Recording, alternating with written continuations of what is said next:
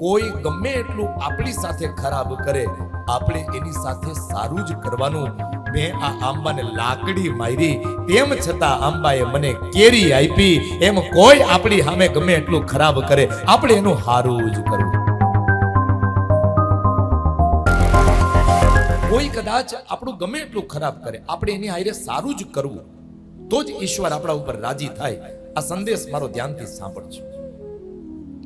એકવાર એક ગુરુએ પોતાના બે શિષ્યને બોલાવ્યા. શિષ્યને બોલાવીને એના હાથમાં લાકડી આપી, જાડો દંડો આપ્યો છે, અને આપી અને કહ્યું કે આ આંબો છે, એ આંબાને બે જણા ઘા મારો, એક પછી એક. એટલે બે જણા એક પછી એક ઘા માર્યા. પણ ઘા માર્યા ત્યાં તો કેરી ખરી પડી.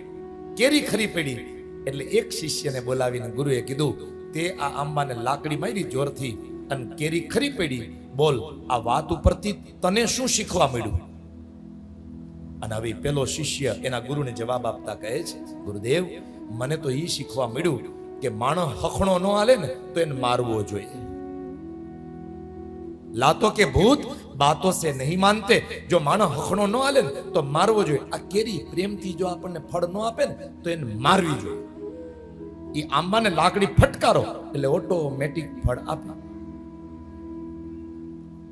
ગુરુદેવે કહ્યું, ઠીક છે. બીજા શિષ્યને બોલાવ્યો. શિષ્ય, તું આવતો.